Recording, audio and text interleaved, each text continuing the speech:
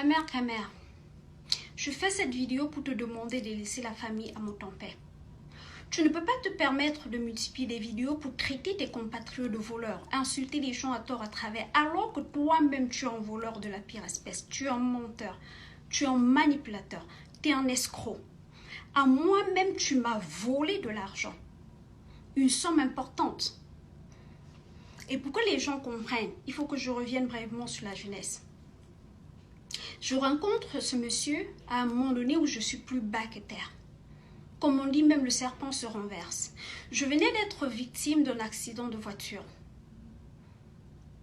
Un très grave accident qui m'a laissé sous fauteuil roulant. J'avais une commotion cérébrale. Je marchais avec 2 béquilles. J'avais mal tout le temps. Je déprimais. Il rentre dans ma vie. Je ne le connaissais pas.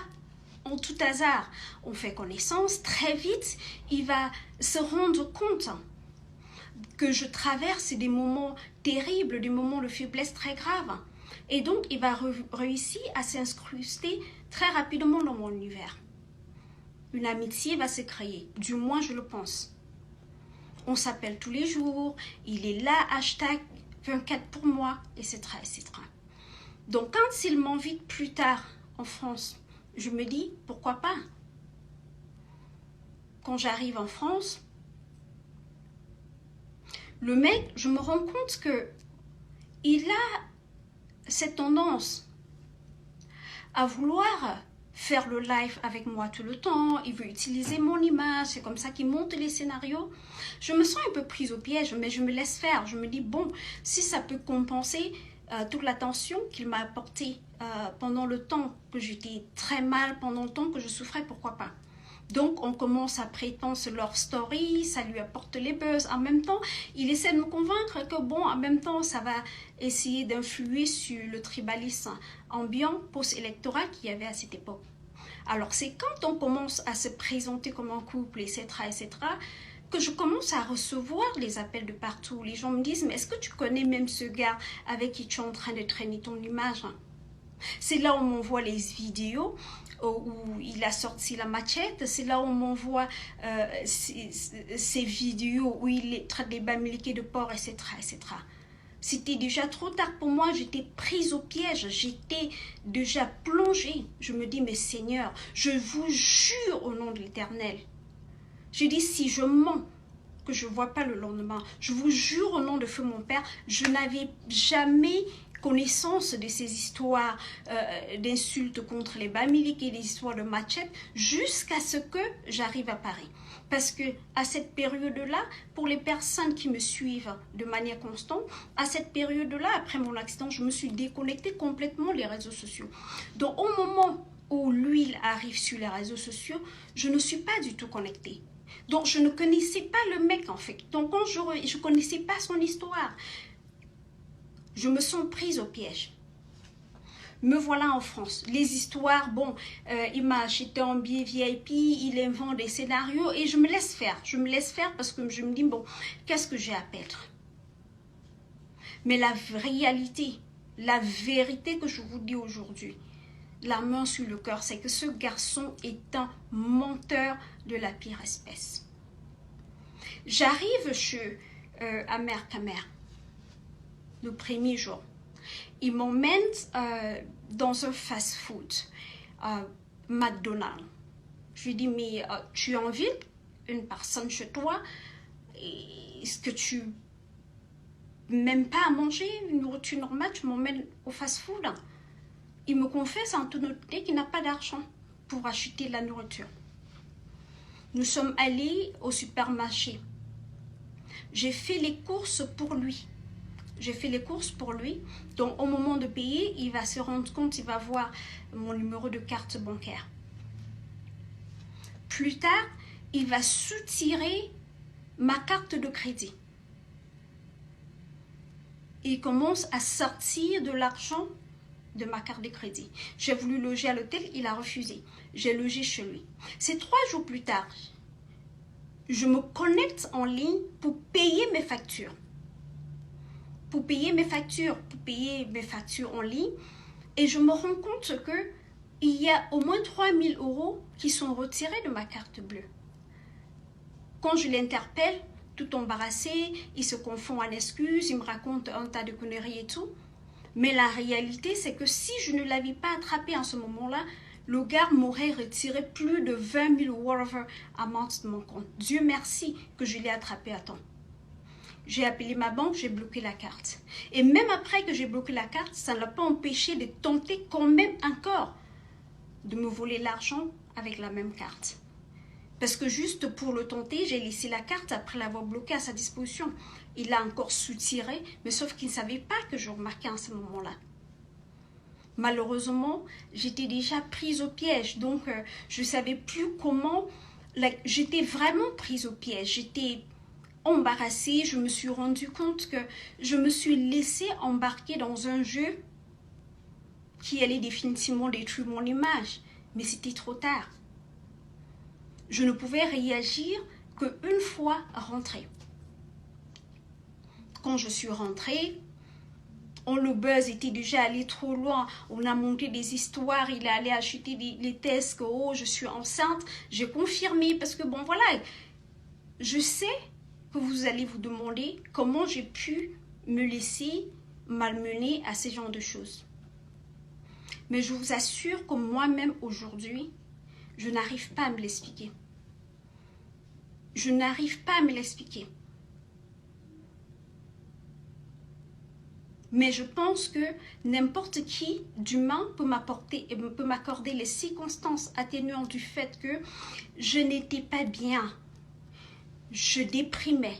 J'avais une commotion cérébrale. Seules les personnes qui me connaissent pouvaient se rendre compte que mon destin n'était pas bien, que je n'étais pas la femme que vous avez connue sur les réseaux sociaux. Je fais cette vidéo aujourd'hui parce que c'est pas pour me venger, parce qu'après, j'ai mis en terme, j'ai fait, quand je suis rentrée, j'ai cherché le moyen, par quel moyen j'allais pouvoir me tirer de cette affaire. Je ne savais plus comment venir, parce que je ne suis pas forte dans les clashs, vous me connaissez depuis que vous me connaissez sur les réseaux sociaux, depuis près de comment je peux dire, presque 10 ans aujourd'hui, vous m'avez jamais vu clasher avec personne. Donc, je ne savais pas comment me tirer de cette affaire sans me lancer dans un clash. Je n'ai donc pas voulu venir démentir, vous dire que tout ça c'était un scénario, etc. etc. J'ai donc écrit au gars en privé pour lui dire je pense qu'il faut qu'on arrête. Je voulais au moins me retirer et laisser tout ce qu'on avait déjà construit comme c'était, juste pour que, voilà, que la séparation soit smooth. Le gars a commencé à me menacer. Il me dit inbox que je ne peux pas tenter. Que si je tente de faire comme si je ne veux plus du partenariat avec lui, parce qu'il faut dire, pour ceux qui me suivaient à l'époque, hein, j'avais construit un partenariat politique avec lui, j'avais un mouvement politique que j'avais l'intention de lancer, et où il aurait été ma main droite, on avait même déjà créé le logo, etc. etc., etc. Et on avait beaucoup de projets ensemble, avant que je ne découvre réellement le personnage. Donc, pour ne pas me retrouver en contradiction avec moi-même, je me suis contentée de faire une publication pour dire que je mets un terme à ma relation avec Amer Kamer. Je me suis dit qu'il allait être raisonnable et laisser l'affaire comme ça, c'est-à-dire que pour éviter des clashs et des trucs inutiles. À ma grande surprise, vous savez tout ce qui s'est passé. Il a inventé une histoire après l'autre pour me dénigrer. C'est-à-dire, il a multiplié des lives pendant des mois et des mois, des années même, que dis-je. Il était assis sur moi à multiplier des mensonges pour ternir mon image. Je ne pouvais pas réagir, je n'étais pas bien dans ma peau, j'étais souffrante, j'étais mal, etc. Donc, je l'ai laissé faire. Les années sont passées, il n'a pas arrêté. Néanmoins, ce n'est pas pour ça que je fais cette vidéo. Je fais cette vidéo parce que je pense que ce gars fait beaucoup de mal aux Camerounais, plus que les gens ne s'en rendent compte. C'est quelqu'un qui est, comment je vais dire, naturellement manipulateur. C'est un menteur pathologique. Je peux vous confirmer que ce gars n'a aucune maison en France, aucune. Il vous faire croire qu'il est millionnaire, qu'il a de l'argent, il compte de l'argent en ligne, il a les investissements de 100 millions et tout. Mais c'est un menteur. Je vous parle de quelqu'un que je suis arrivée chez lui-même à manger. C'est moi qui ai acheté. La réalité, c'est que il vient en live, il donne l'impression qu'il a de l'argent, il donne l'impression qu'il est riche, qu'il a des, je sais pas, des numéros au Cameroun, en gros qu'il est protégé par les autorités, et ça lui donne la possibilité, c'est-à-dire il établit avec ses futures victimes une relation de confiance. Les gens qui viennent vers lui se disent, ben oui, si on lui confie juste 5 millions, c'est rien parce que c'est quelqu'un qui lui-même a au moins 100 millions. Donc en fait, ce sont des stratégies d'arnaque que ce monsieur met en œuvre pour estorquer les Camerounais. J'ai eu une jeune fille qui m'a contactée récemment, on pleure.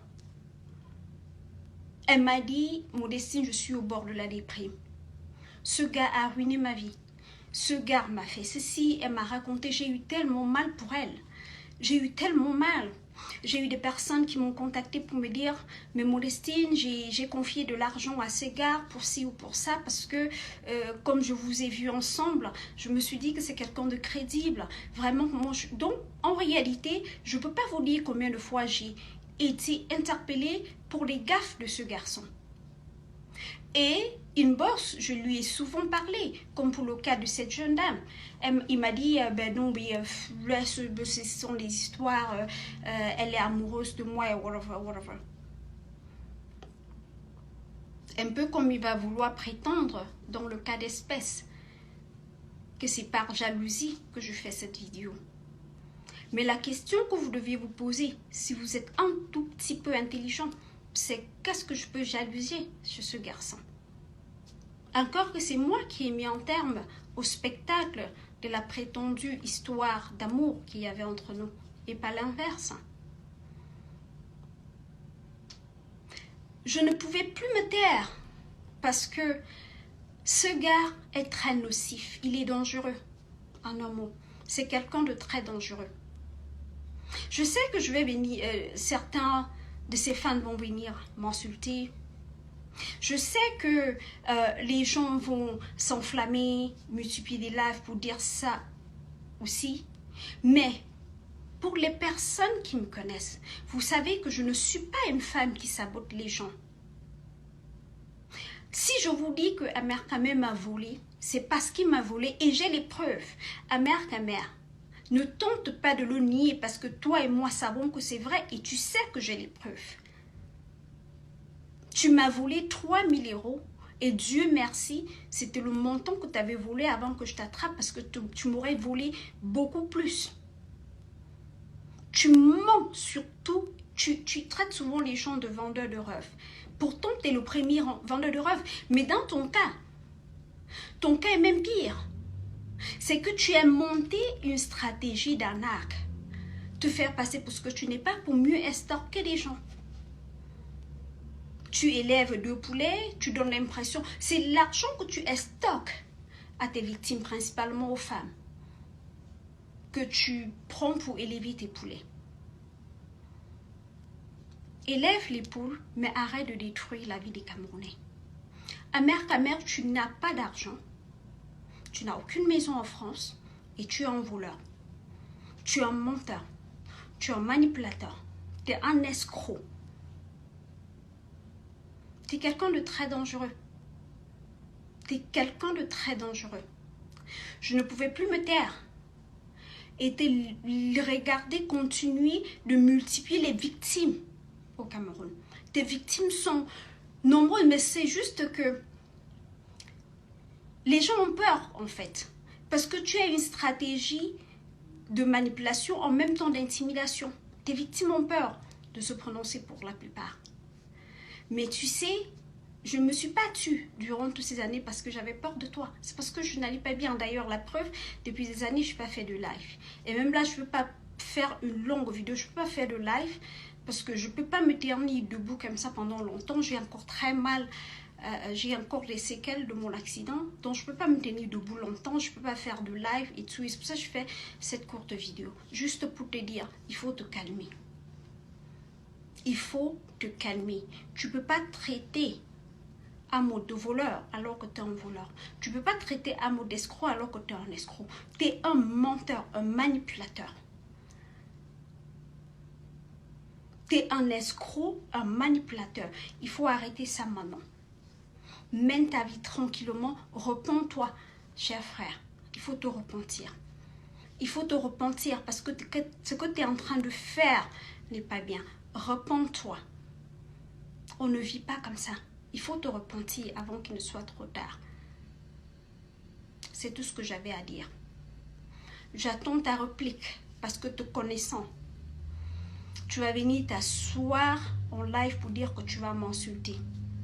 2022 là, c'est plus 2020 où tu débitais tout et n'importe quoi à mon sujet. Je me disais, cette fois-ci là, je suis prête pour t'attendre. Calme-toi. Mon frère, calme-toi. Tes histoires que tu vas venir raconter pour embrouiller les gens là, toi et moi, on se regarde dans les yeux. Tu sais que je ne peux pas mentir. Ceux qui me connaissent savent que Modestine, je ne suis pas une menteuse, je ne suis pas une clasheuse. Je n'invente pas des histoires sur la vie des gens. Mais avec toi, c'est trop. Tes victimes ne font que se multiplier. Maintenant, il est temps que tu arrêtes. C'est ce que je voulais te dire. J'espère que tu vas écouter mon conseil. Présente tes excuses à Amoth. Présente tes excuses à Amoth. Jusqu'à présent, tu ne m'as pas encore remboursé mes 3 000 €. Et débrouille-toi à me les rembourser. Merci.